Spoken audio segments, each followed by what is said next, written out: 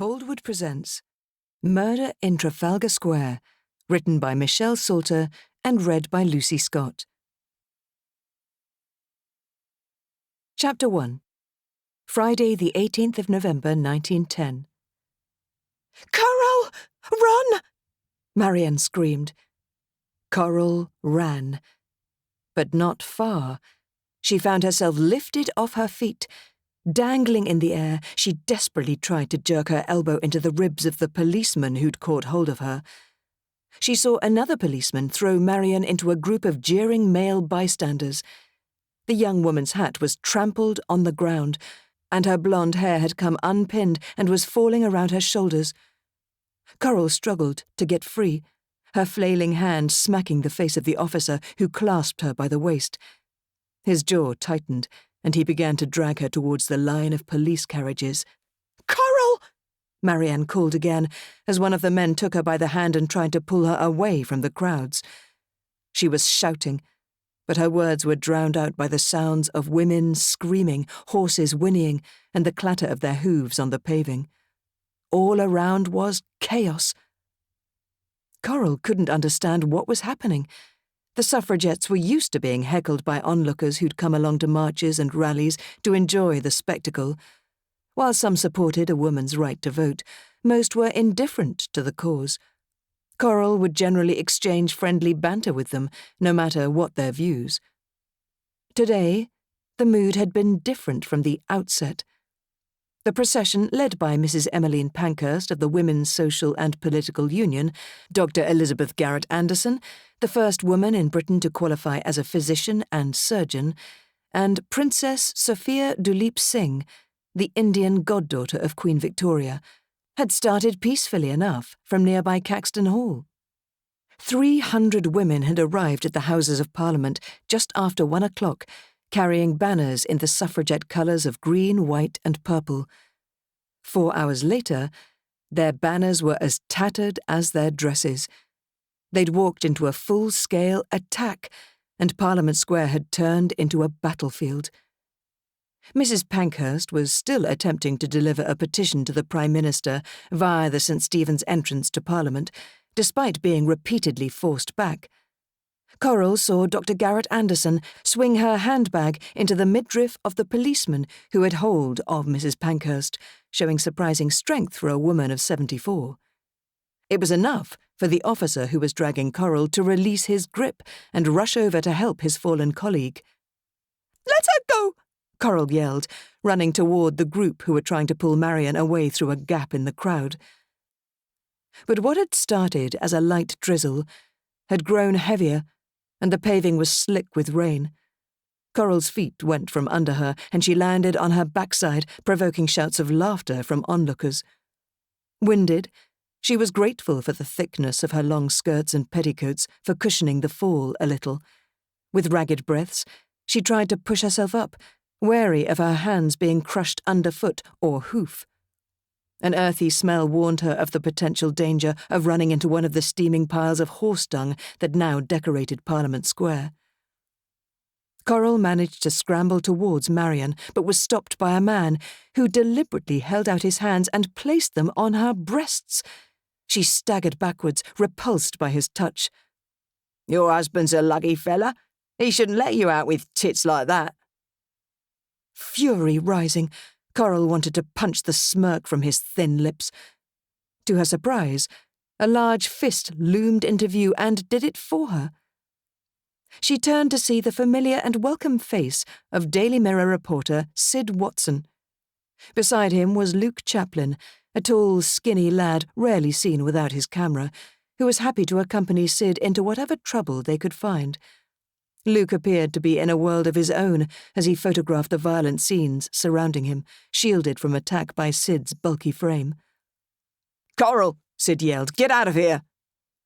She did as she was told and ran back towards Parliament Square, looking for Marianne, but bowled straight into the arms of a young police constable. Instead of struggling, she turned to him. "Why are you doing this?"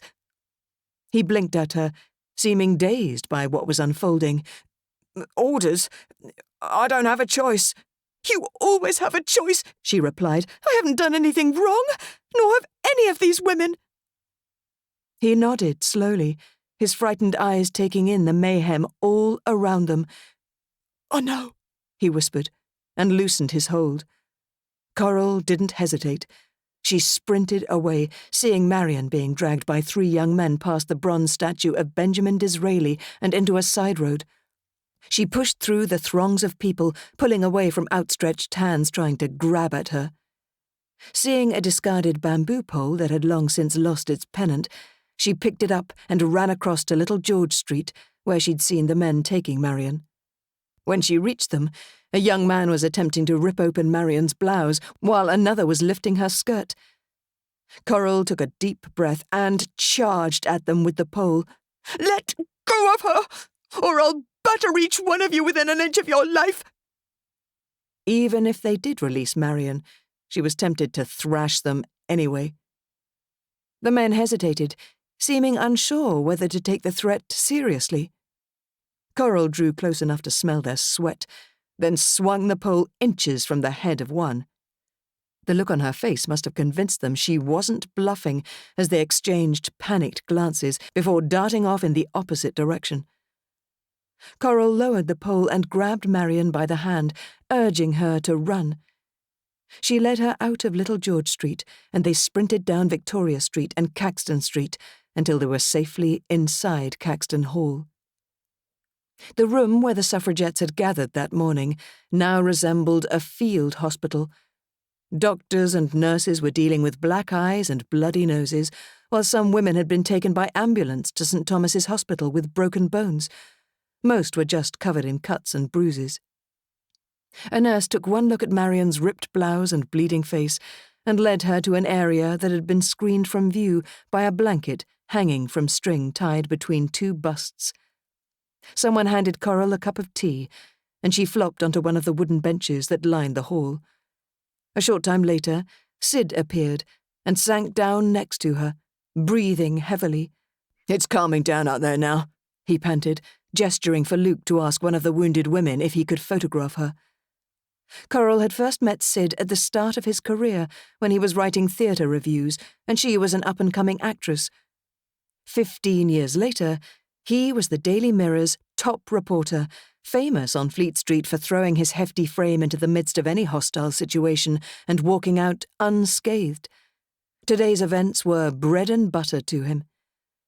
In recent years, he'd commandeered Luke Chaplin as his dedicated photographer, and the pair were well known on Fleet Street, as much for their contrasting body shapes as for their fearless approach. "I don't understand." Coral's heart was still racing. "How could they do that? It was supposed to be a peaceful protest. Those policemen, how could they act like that?" "Because they were ordered to," Sid growled. "Ordered? By whom?" Sid moved closer and said in an undertone, "The Home Secretary." "Winston Churchill?" Coral whispered. "That can't be true." "It's what I've heard. Some of those police officers were from Whitechapel. They're not used to dealing with suffragette protests, but were drafted in on purpose, with orders to use their fists." "There were so many of them, and it wasn't just the police. The men in the crowd, the bystanders, they joined in." "Some were plainclothes police officers. I recognised a few faces. They were there to stir up trouble, try to incite the rabble-rousers to get rough."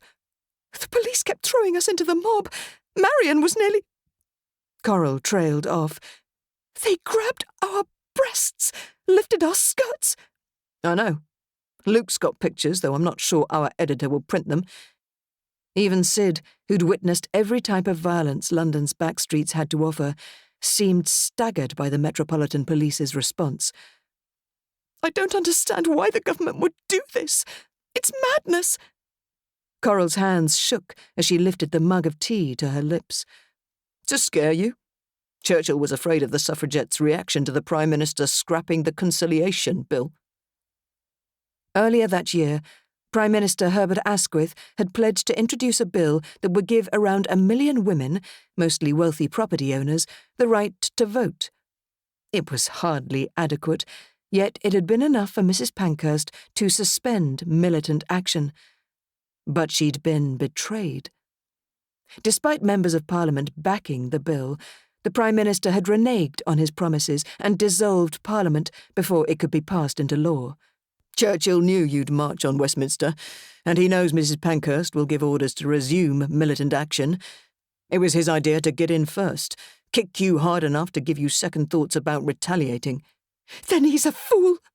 Coral's eyes travelled around the hall, seeing the camaraderie of the injured women. This will escalate into war. Chapter 2. 115 women arrested. Only 4 men, Marianne whispered. One of those was Hugh Franklin. Coral shifted her weight, feeling damp rising from the ground and into her aching bones.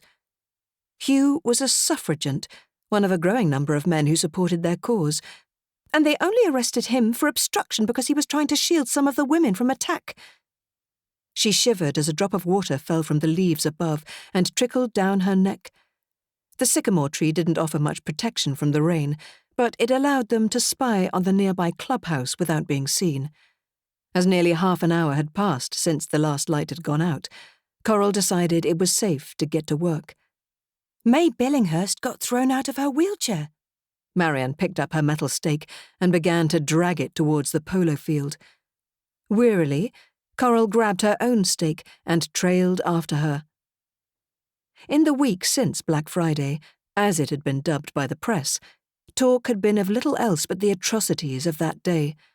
Stories circulated of indecent assaults by the police and bystanders, of skirts being ripped apart and pieces of fabric distributed amongst the crowds as some kind of trophy.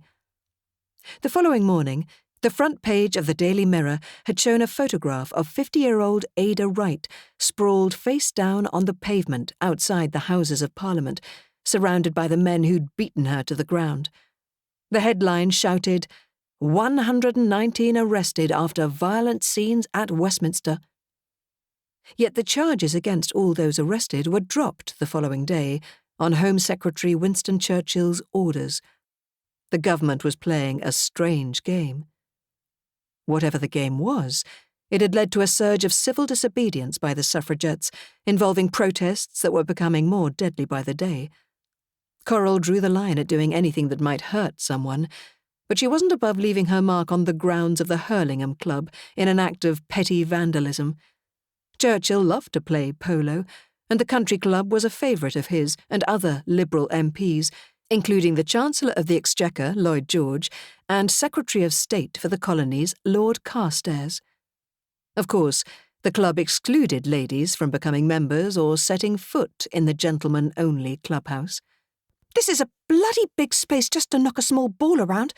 Coral had never visited this part of Fulham before and was amazed at the size of the private sports field. She was beginning to wonder just how much damage they could do to such a vast expanse of green.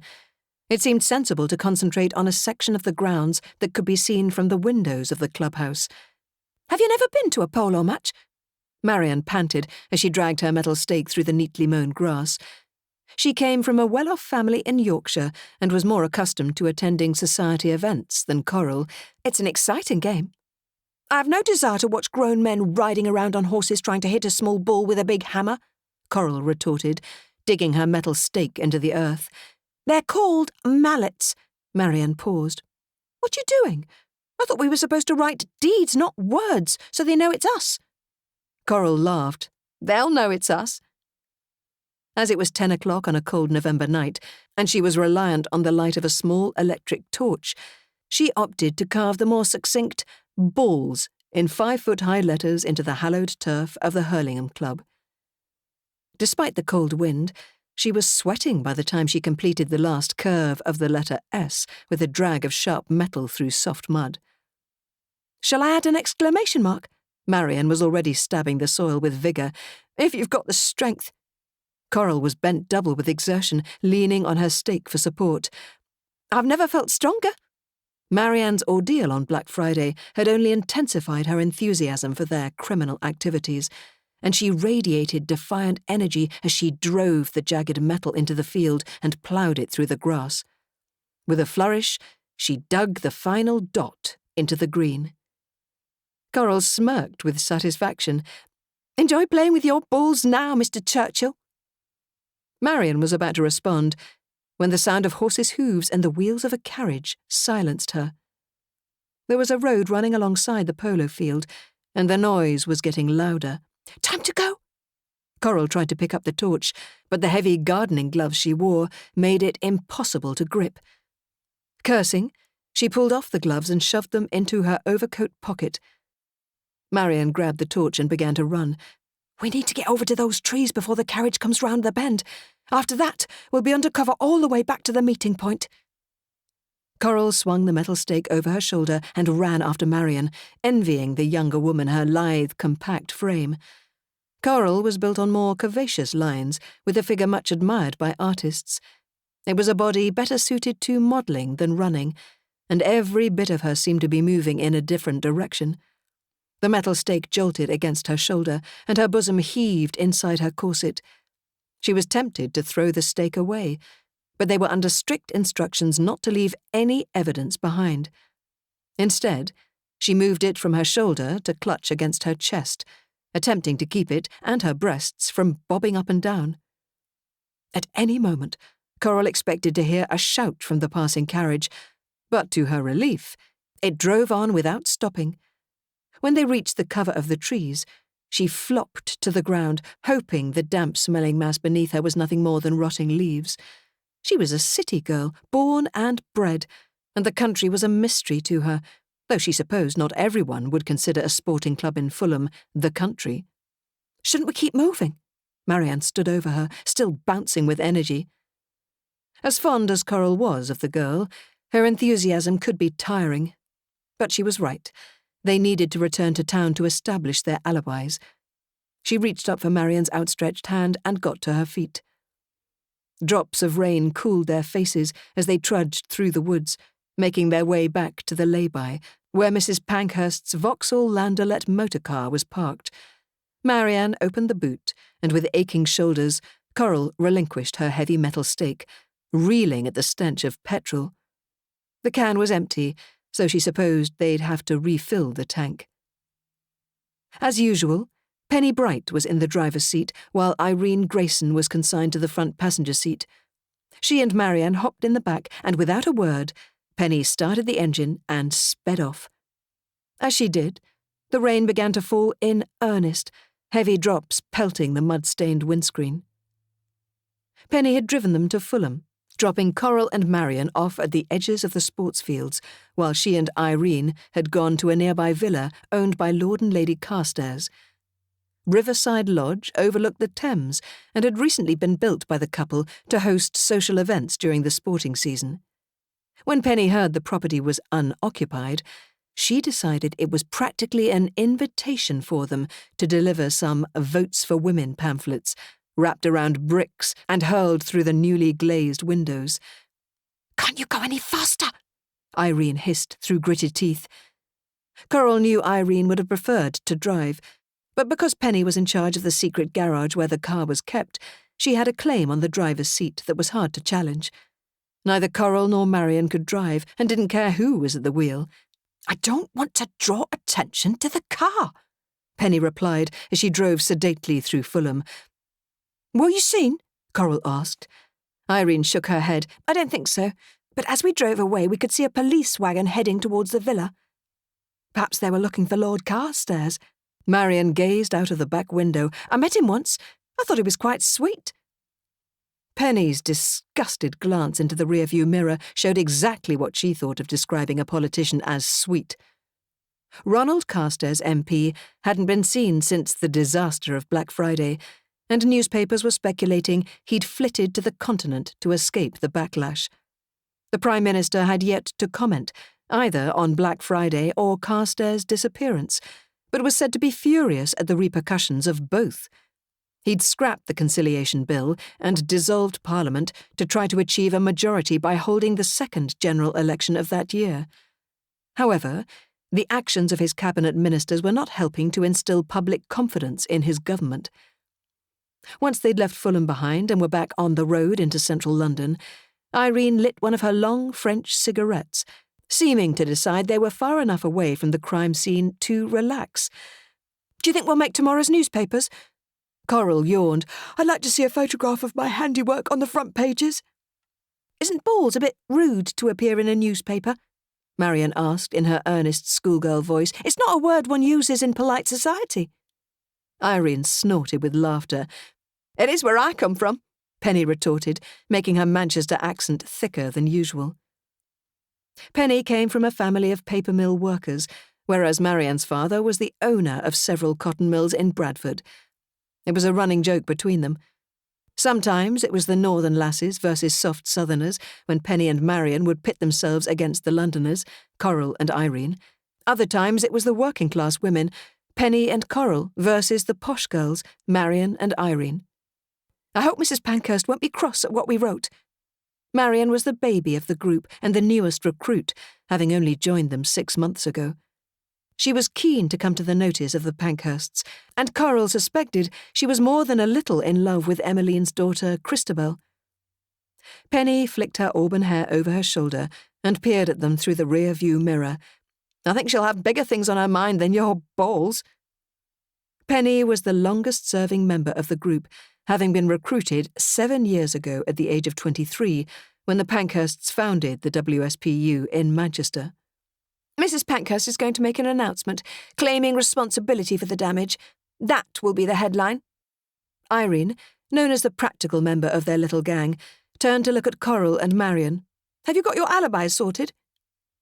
At 21, Irene was barely a year older than Marian, but far wiser. Her father was a prominent barrister, and she'd been raised in the sophisticated circles of London's high society. She was a talented yet unconventional artist, and, like Marian, had rebelled by joining the suffragettes against her parents' wishes. Marian nodded. "I'm going back to my grandmother's. She'll say I was at home all evening." After Black Friday, Mrs. Pankhurst had decided she didn't want individuals offering themselves up for arrest, as they'd done in the past. She wanted the union to take collective responsibility for any criminal damage. Coral wasn't about to argue. She'd already spent 6 days in Holloway Prison after smashing the windows of 10 Downing Street. She had no desire to pay a return visit. At 36, she was the oldest member of the gang. She'd joined the WSPU 4 years earlier, shortly after the death of her husband, Ernest. At that time, she'd needed a reason to get out of bed in the morning, and the camaraderie of her fellow suffragettes had pulled her through some dark days. "I'll slip into Lavender's after-show drinks at Teddy's bar. I can pretend I was there for hours." Coral's lodger, Lavender Lacey, was starring as Nadina in the musical The Chocolate Soldier at the Lyric Theatre. The cast would be partying at Teddy's until the early hours of the morning, and Coral hoped that by the time she got there, most of them would be too drunk to remember when she'd arrived. As it was, it had gone midnight by the time Penny turned into the forecourt of the garage on Long Acre.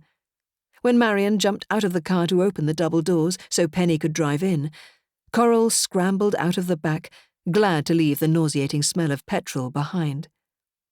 Penny's garage, as it was known, was an Aladdin's cave of practical and mysterious objects. As well as housing the car, it contained racks of tools, mostly hammers for smashing windows, a rail of clothes for disguises, an assortment of banners, and even a perambulator with a false bottom.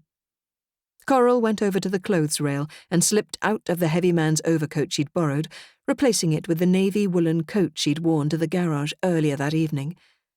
It wasn't until she began to do up the buttons that she realized something was wrong. She stared in horror at the fingers of her left hand. "My ring!" Coral turned to the others. "I've lost my wedding ring!" She dashed over to the landaulet and bent down to search the back seat and footwells. "It could have come off when we put the stakes into the boot," Marian suggested. Penny, the tallest of the gang, lit an oil lamp and stood a foot away from the car, holding the light over them, while Irene opened the boot and started to remove the metal stakes, their torches, gardening gloves, and the empty petrol can. Marian began to poke around inside. "I can't see it."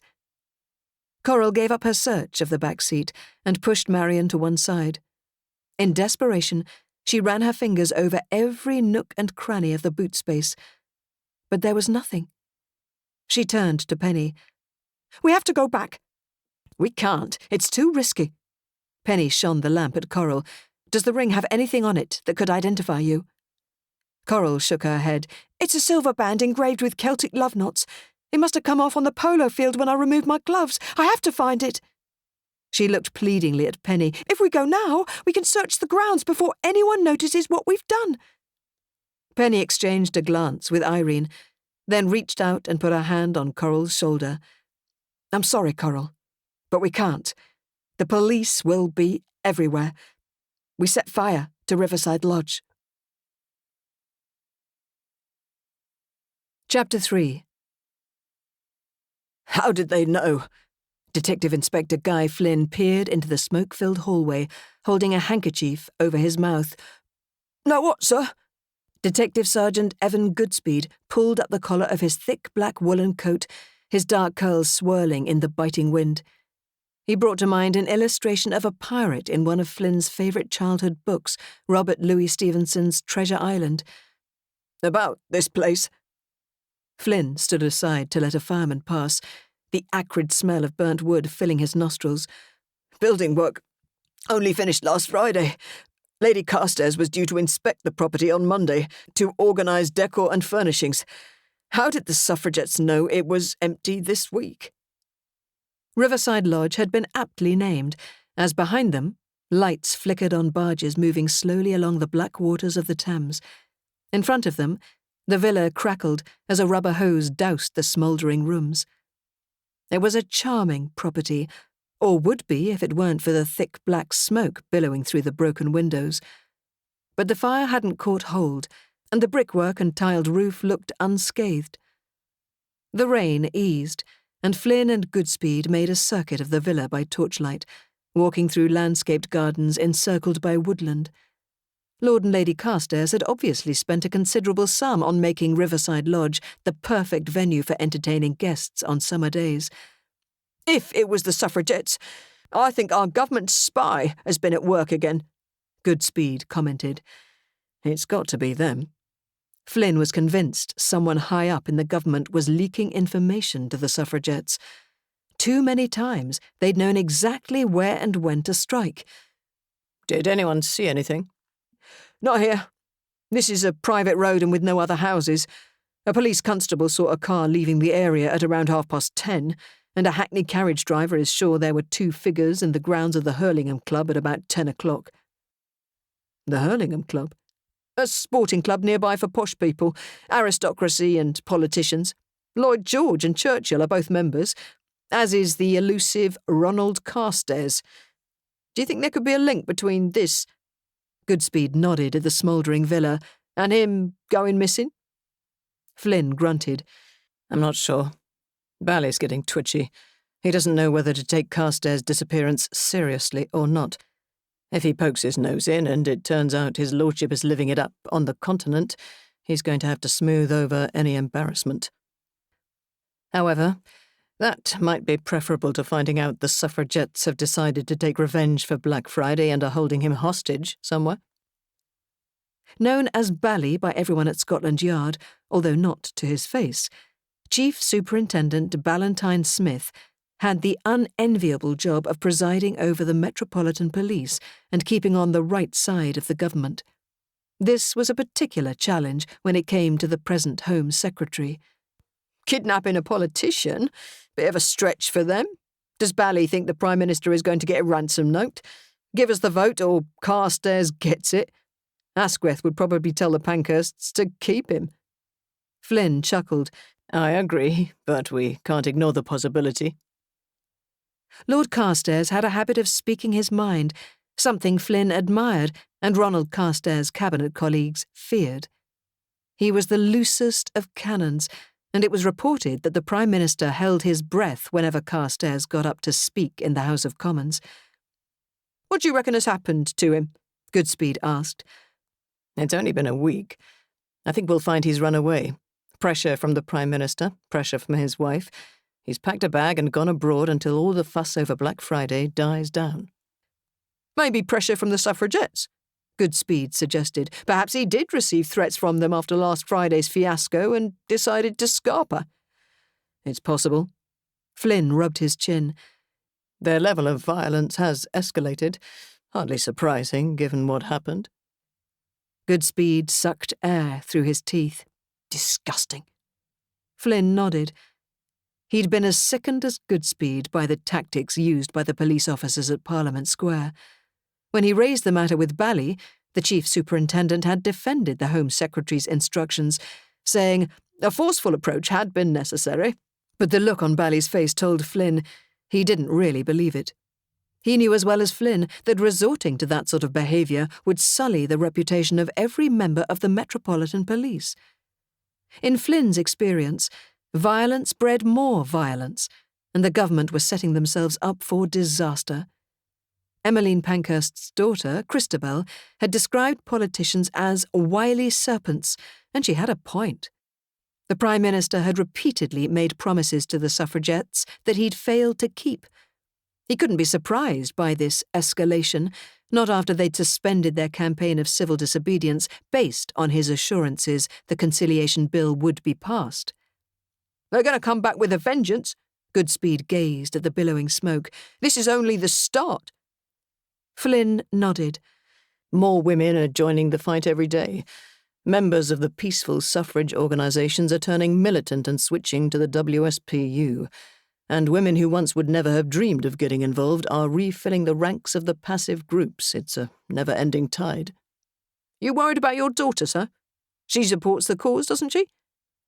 Flynn smiled at Goodspeed's ability to read his mind, which was either helpful or unnerving, depending on his thoughts. At first glance, his sergeant had the appearance of a Whitechapel thug, albeit a handsome one. His broken nose and lethal right hook were the result of his years of training as a boxer. But appearances could be deceptive, and Goodspeed was a compassionate and insightful man, skills that made him an excellent detective. People underestimated his intelligence at their peril. I'm not unsympathetic myself. If Flynn were honest, he believed women should have the vote.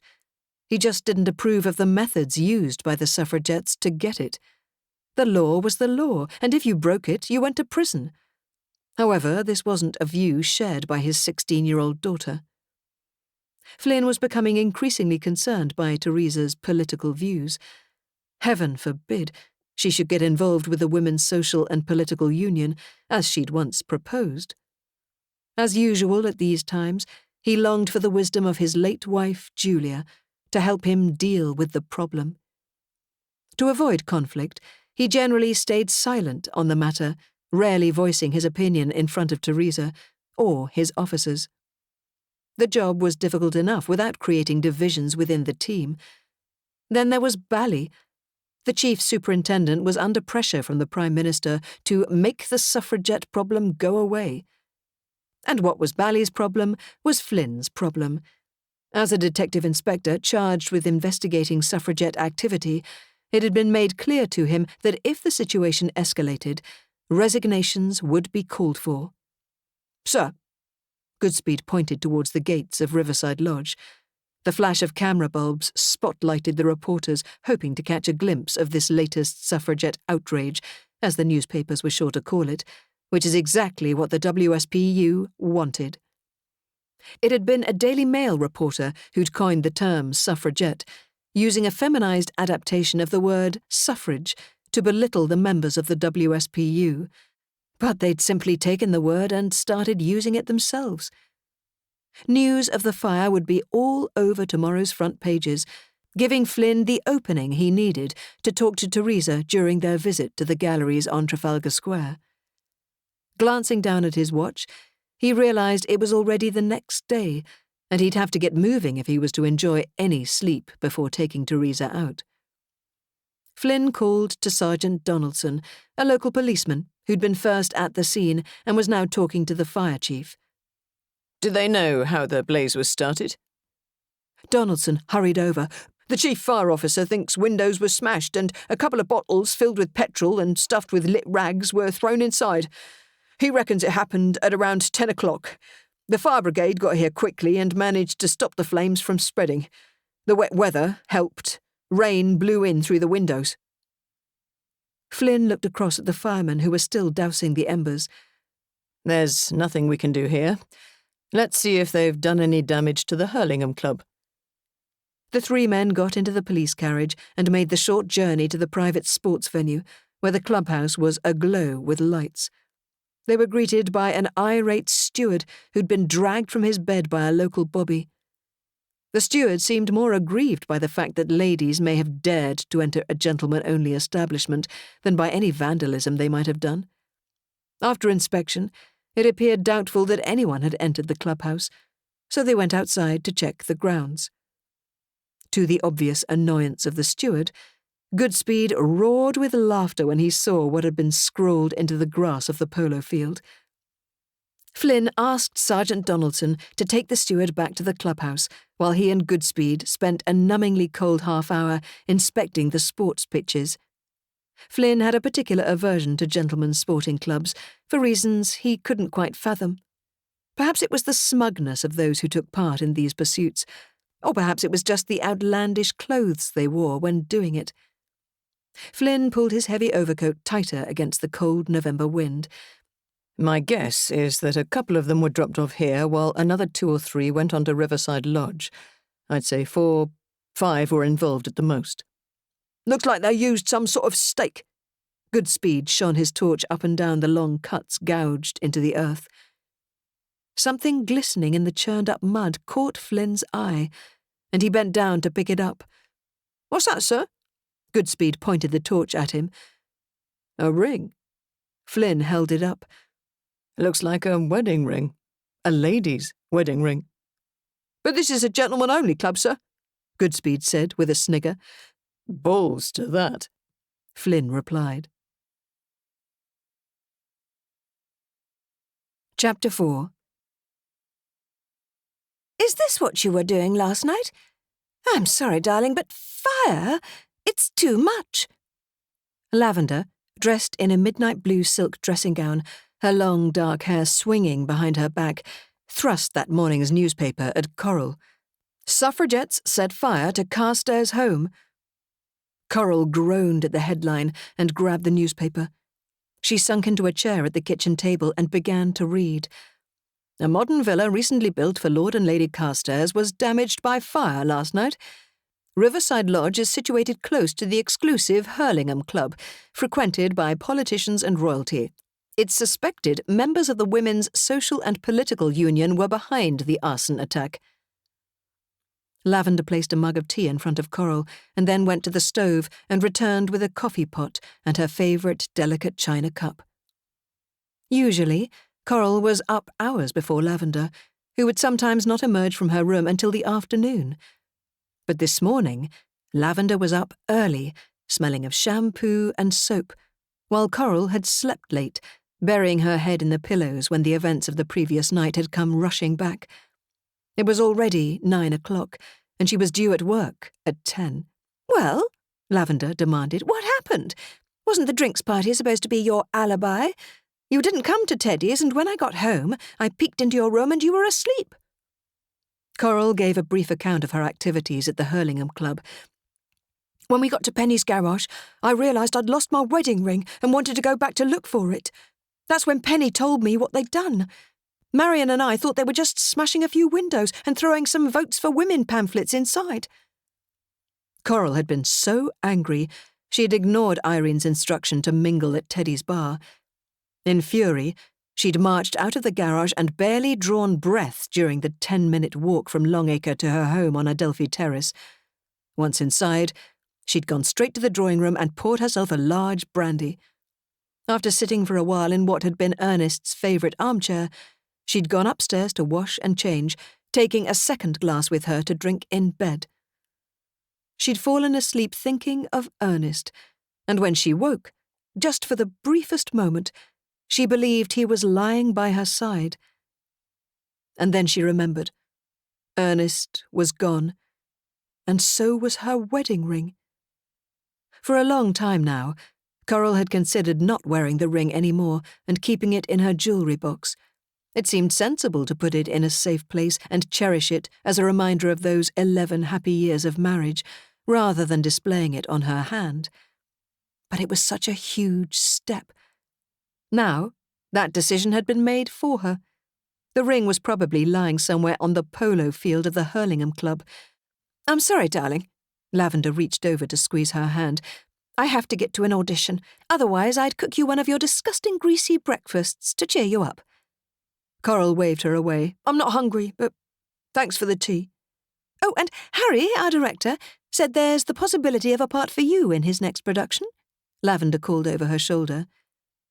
Harry had no doubt said that to keep his young and beautiful leading lady happy. Coral didn't hold out much hope of the part materializing. As an older and wiser actress had once told her, there were only 3 types of roles for women on the stage: the ingénue, the tart, and the harridan. Coral had enjoyed a short run of playing the ingénue, a longer run of playing the tart, and was now in that dry spell before the harridan roles would start coming her way. If it wasn't for her job at the Stanmore Gallery and Lavender's rent money, she'd be struggling to pay her bills. There was the occasional job sitting for artists. She was a favourite of Algy Posner's, but those were few and far between. She drained her tea and poured another, carrying it up the narrow staircase to drink while she got ready for work. The house stretched upwards, with a drawing room, dining room, kitchen and toilet on the ground floor. Coral's bedroom, spare bedrooms and bathroom were on the first floor, while Lavender's private quarters, a bedroom, living room and bathroom, were on the second floor. There were also the attic rooms, which she could always rent out at a push, though she'd resisted so far. She and Lavender were comfortable together, and neither would welcome the presence of someone else in their home. Ernest had purchased 5 Adelphi Terrace at the height of his fame, hoping they would soon hear the patter of tiny feet on the polished wooden floors. But then he became sick, and when they slowly came to realize the seriousness of his condition, he got a solicitor to draw up a will ensuring the house and everything he owned would pass to Coral on his death. For an actor, he'd been surprisingly good with money, and she knew she was fortunate to have such an asset to support her. As well as the house, he'd left a little to tide her over, but it hadn't lasted long. If Coral were to pay the bills, she had to work. She was damned if she'd lose her home as well as her wedding ring. As she faced the cold, grey November morning and hurried along the Strand, pain shot up her legs, and she felt a dull ache in her upper arms. Once upon a time, in her 20s, she'd been able to perform 6 nights a week plus 2 matinees and suffer no ill effects. At 36, it seemed that dragging a heavy metal stake through the grass and then running with it for a few hundred yards was enough to make her feel like an old lady. She turned onto Pall Mall, and as she neared the Stanmore Gallery, saw a large gentleman and a slim, pretty young lady standing outside. The girl looked perplexed, and as she got closer, Coral saw why. The blind was down behind the ornate gold-painted window grilles. "Good morning. I'm sorry I'm late opening up." Coral took a set of keys from her bag and unlocked the door. "Do come in." The girl hesitated. "I particularly wanted to show my father the window display." "Of course." Coral inserted a key in the central lock that held the pair of iron grilles in place and swung each one back to rest against the wall. Before she went inside, she glanced up at the windows of the apartment above. The curtains there were drawn too, but that wasn't unusual. Countess Minerva Stanmore often didn't emerge until after midday. What was unusual was the black blind that had been pulled down to obscure the gallery's window display from view. The blind stopped anyone from being able to see into the gallery and blocked the light from showing when secret meetings were taking place inside. Coral suspected they were down because either Penny or Irene had paid a late-night visit to the Countess. There was a rear entrance to the Stanmore Gallery that could be reached via an alley running off St. James's Square. If any of the gang needed to see Countess Stanmore, they'd use this entrance, and the blind would be pulled down to ensure no one saw them inside. Coral went into the gallery and pulled at the cord to raise the blind to the ceiling, then went back out to the couple. The Countess had recently taken on the work of a new artist, and Coral had placed 3 of his London scenes on easels in the window. She'd been rather pleased with the effect of grouping them together and was glad they were being appreciated. "I told you they looked wonderful." The young lady beamed at her father and then said to Coral, "I came by the other day when you were closed and peeked at them through the grills. You didn't have the blind down then." "We had a private viewing last night for some special guests," Coral improvised. "I forgot to roll the blind back up." "Private viewing?" The girl turned to stare across the road at the elegant exterior of the Reform Club. "Do members of the club come here?" When he created the Reform Club, Sir Charles Barry had been inspired by Italian Renaissance architecture, and its classical frontage dominated Pall Mall. The club's famous clientele included politicians, writers, actors, artists, and even members of the aristocracy. "They do, and these pictures have caused quite a stir. Whenever His Royal Highness requests a visit, Countess Stanmore ensures complete discretion." Coral gestured towards the window. "No prying eyes." The girl clapped her hands together. "How exciting! The King has seen your paintings." With horror, Coral realised what she'd done. She'd just told a cock and bull story to the artist himself and would now be forced to brazen it out. "Please come in and take a look at how we've displayed your work inside." Countess Stanmore had high hopes for this artist, as she'd devoted an entire section of the gallery to his paintings. She'd even had them mounted in specially crafted frames to ensure they were shown to full advantage against the dove-grey silk-papered walls. The couple followed as Coral ushered them over to where the collection was on show. The man removed his hat and then pointed to the initials GF on one of the paintings. "I should have introduced myself. I'm Guy Flynn, and this is my daughter, Teresa." "I'm pleased to meet you both. I'm Mrs. Fairbanks. I'm a great admirer of your work, Mr. Flynn." "And so is the King, by the sound of it," his daughter said proudly. Coral was kicking herself for having taken her story too far. Would Guy Flynn now boast that he could count royalty amongst his admirers? If he was anything like the painters she knew, that was exactly what he'd do. However, he didn't look like any of the other artists she'd met. For a start, he was well-nourished and well-dressed. Most painters of her acquaintance tended to be thin and red-eyed, a result of poor diet and alcohol consumption. They also either dressed like tramps in threadbare jackets and stained linen shirts, or in flamboyant scarves that told the world they were artists. Guy Flynn was a large man, both broad and tall, well over 6 foot, and had arresting eyes that his daughter had inherited, a rich hazel colour flecked with gold.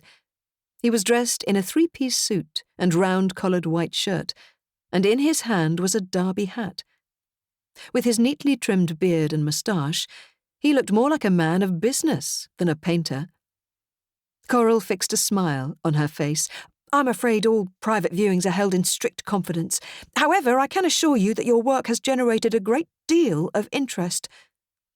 This at least was true. Coral knew the Countess already had several buyers lined up, although none of them were members of the royal family.